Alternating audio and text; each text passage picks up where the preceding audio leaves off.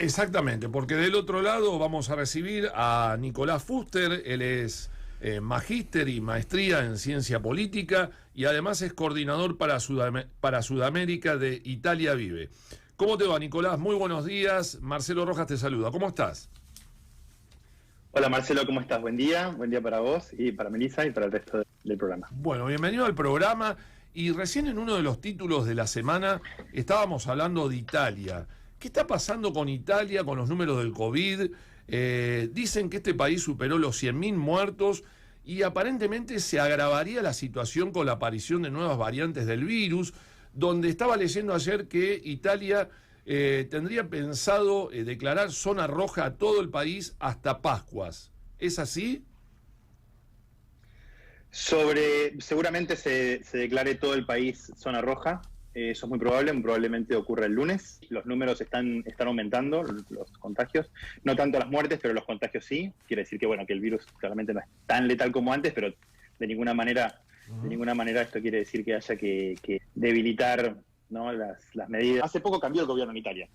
Sí. Con el cambio de gobierno, cambió también el responsable de la campaña de vacunación. Ahora hay una persona que se llama Francesco Filiuolo, es un experto de logística, y este fin de semana, o sea, hoy en realidad, ahora en breve, presenta un nuevo plan de vacunación. Te quiere hacer, porque muchos políticos en el mundo están utilizando la pandemia para justificar la crisis económica o tapar la crisis económica. ¿Vos creés que aún vacunando, porque sabemos que Italia tiene una grave recesión, se ha recuperado? ¿Cómo fueron las medidas económicas que tomó el actual gobierno o cuáles va a tomar para un futuro no muy lejano? La pregunta que me estás haciendo me da pie para decir una parte interesantísima, así que te agradezco. Seguramente la pregunta es más interesante que lo que yo voy a responder, pero vale la pena mencionar. Tu respuesta va a ser más interesante, queremos saber por eso. Vale la pena mencionar. Exacto. Italia tiene, como vos decís, está en una situación económica seguramente no ideal. La pandemia en Italia fue un golpe, como en todo el mundo, por supuesto, un golpe económico gigante. Pensemos que también Italia es un país que vive de las pymes, ¿no? Son las pequeñas y medianas empresas, y además del turismo. Y el turismo. ¿No? Entonces esto fue un golpe letal. Italia se coloca dentro de un contexto más grande que es la Unión Europea. Entonces la respuesta de la Unión Europea, de la que Italia se beneficia largamente, es una respuesta muy contundente, y también por eso cambió el gobierno. Trato de explicar con un poquito más de claridad lo que acabo de decir. En junio del año pasado, la Unión Europea presenta lo que se llama Next Generation EU, que es un fondo de 750.000 millones de euros, de los cuales Italia, lo voy a repetir, 750.000 millones de euros, es un endeudamiento común de todos los países de la Unión Europea. ¿No? Lo cual es también un nuevo paso hacia la integración, pero bueno, esto ya es otro tema sobre el que no entender. Entonces, Italia es el primer beneficiado de este gran fondo, que es el Fondo de Recuperación. Italia va a recibir aproximadamente 209.000 millones de euros, que van a llegar a Italia de manera escalonada, no todos juntos. Este megafondo, que es más del Plan Marshall, para darnos una idea, claro, el Plan Marshall, la reconstrucción, claro, sí, ¿no? después de la Segunda Guerra Mundial. Exacto. Esto es más, los recursos son mayores, claramente convertidos, a los del Plan Marshall de la posguerra. Entonces, la responsabilidad italiana ahora está en ver cómo hacer para invertir estos fondos. También por esto cambió el gobierno. Porque, bueno, pequeña paréntesis, Italia Viva era parte del gobierno anterior y en un momento le quitó el apoyo para que viniera Draghi, que es el nuevo presidente del Consejo del gobierno italiano, que, bueno, es un economista que seguramente ustedes conocen, y Draghi está en condiciones de elaborar un mejor plan para la inversión de este fondo de recuperación. Es decir, que la respuesta italiana está vinculada intrínsecamente con la Unión Europea, y sí, Italia tiene los recursos para superar esta situación. Bueno, no te quiero provocar, pero sé que me dijeron que estás muy alineado a la figura de Matteo Renzi. Viste que en Europa se lo ha visto como un irresponsable o como alguien que tuvo mucho que ver en la caída del gobierno anterior. ¿Matteo Renzi saboteó el gobierno de Conte? Es verdad que Matteo Renzi al comienzo fue visto como un irresponsable, porque una persona que generaba una crisis de gobierno en un país con una gran tradición de crisis de gobierno, ¿no? La verdad es que el resultado está a la vista. Teníamos un gobierno poco competente, del que nosotros formamos parte, ¿no? No estoy apuntando el dedo hacia nadie. Nosotros formamos parte de un gobierno que no estaba dando las respuestas, que el plan de inversión del Fondo de Recuperación era un plan impresentable. Italia Viva le quita el apoyo al gobierno de Conte no para hacer un salto al vacío, sino para colocar a Draghi, porque el sentido común decía que el presidente de la República le iba a indicar a Mario Draghi la formación de un gobierno, y es lo que pasó. Y el cambio de paso ahora en Italia es notable, notable. Entonces es verdad que al comienzo Matteo Renzi fue visto como un irresponsable, pero si nosotros nos abstraemos, vemos ahora el resultado, vemos que la estrategia de Renzi fue, otra que irresponsable, brillante. ¿Y cómo ves el auge de la derecha italiana? Digo, ¿está creciendo la derecha italiana?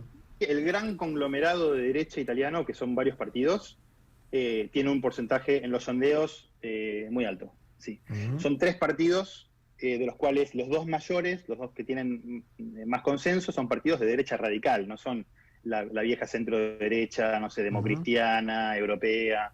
No, son partidos de derecha radical, que son la Lega, o la Liga en español, y Fratelli d'Italia, que es Hermanos de Italia, que es un partido también de derecha radical.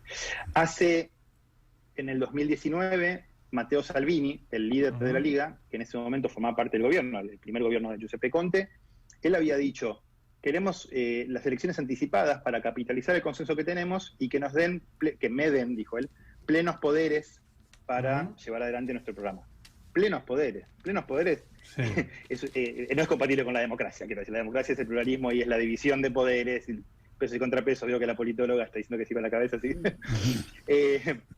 Pero plenos poderes retrotrae los momentos más oscuros de la historia italiana, en especial del siglo XX, ¿no? Claro. Entonces, digamos que seguramente el hecho de que ahora la Liga haya entrado a formar parte del gobierno de Draghi y esté apoyando un gobierno filoatlántico, un gobierno europeísta, un gobierno que está por el euro, es una transformación en la Lega, que yo espero que le dure, porque espero que la Lega vuelva a un lugar más de centro y menos radical. Pero sí, sin duda, la derecha en este momento tiene un consenso. Pero déjame decir también que el consenso en Italia es muy volátil, muy volátil. En 5 años pasamos de tener, en 5 años tuvimos 3 partidos muy diferentes que ganaron las elecciones. En 5 años, 3 partidos, socialdemocracia, antisistema y derecha radical, pasaron al 30%. Esto quiere decir que el consenso es muy, no quiero decir líquido, ¿no? Pero bueno, Bauman ahí nos presta el término, es realmente volátil. Nicolás, te consulto relacionado también un poco con lo que planteabas de la Liga, de Matteo Salvini, porque tuvo que ver con un eje de sus políticas cuando formaban parte del gobierno del Movimiento 5 Estrellas. El tema de las migraciones en Italia, la inmigración, ¿cuál es la propuesta del nuevo gobierno italiano frente a esto, que es una problemática grave para Italia? Con un barco con refugiados, que a veces es un barco, a veces es una balsa o un gomón, ¿no? De personas que se suben a un gomón que se puede hundir porque eso es mejor que quedarse en su casa, digamos, ¿no?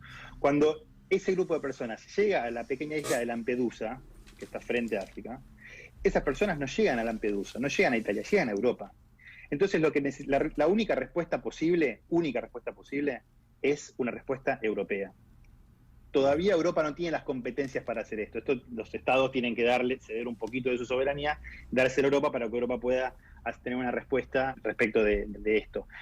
La Liga, cuando estuvo en el gobierno, lo que había querido cerrar los puertos. El eslogan era puertos cerrados, ¿no? Porti chiusi. Lo cual es absurdo, porque en realidad las costas italianas son infinitas y siempre siguen llegando, ¿no? pequeñas embarcaciones más o menos grandes. Entonces, Salvini había hecho bastante propaganda cuando había sido el caso de la Sea-Watch, no sé si recuerdan. Sí. Entonces, la única respuesta es una respuesta europea, la única perspectiva posible para dar una respuesta a esto es una perspectiva europea. Por ende, la Constitución italiana y los tratados ratificados por Italia, todos protegen a la persona.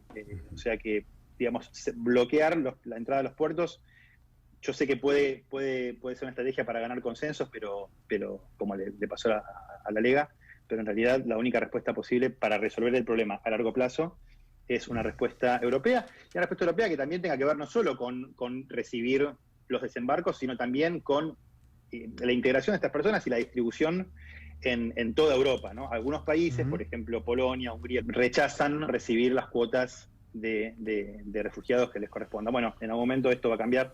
De hecho, ahora la Unión Europea dijo, no hay fondos europeos si no hay cumplimiento de las obligaciones. Claro. ¿No? Porque si no, claro, somos todos vivos, recibimos los fondos. Piense que la Unión Europea tiene 500 millones de personas. Si llega a la Unión Europea 1 millón de refugiados, que es muchísima gente, yo sé que 1 millón de personas es muchísima gente, pero una distribución en un territorio de 500 millones de personas, yo no veo ningún tipo de invasión, como Bien. algunos líderes de derecha sostienen. Bueno, No sé si respondí, Melissa, tú. Sí, absolutamente. para terminar y muy breve porque ya tenemos que ir al corte, si el 1 de julio la Unión Europea no aprueba la vacuna Sputnik, Italia va a empezar a producir la Sputnik a partir de julio, del mes de julio, porque dicen que habría un acuerdo entre la Cámara de Comercio ítalo-rusa. ¿Se viene la Sputnik en Italia? En este momento la Agencia Europea del Fármaco de los medicamentos está evaluando la Sputnik. Bien, En el caso de que la bien. apruebe, seguramente Bien. Italia, me puedo imaginar, ¿no? Responde al sentido común, Italia también la va a adoptar, pero eso va a depender. Yo realmente no creo que Italia comercialice una vacuna que no haya estado aprobada por la Agencia Europea de Medicamentos. Y entraría en conflicto con la Unión Europea, ¿no? Ya entraría en Y sería coincidencias sí. Y creo que no le conviene, dudo que ¿no? Italia lo haga. Creo que no le conviene por el momento económico y social que está pasando Italia. Bueno, Nico, muchísimas gracias por esta comunicación. Seguramente en algún otro momento volveremos a hacer un mano a mano. Así que lo mejor, felicitaciones por tu trabajo y estamos en una próxima comunicación contigo, ¿sí? Cuando quieran, ha sido un gusto. Muchas gracias. Saludos a ustedes y a la audiencia. Gracias, Nicolás. Bueno, pasaba por Vuelta por el Universo, Nicolás Fuster, magíster y maestría en Ciencia Política, coordinador para Sudamérica de Italia Vive. Nos vamos a ir a la música.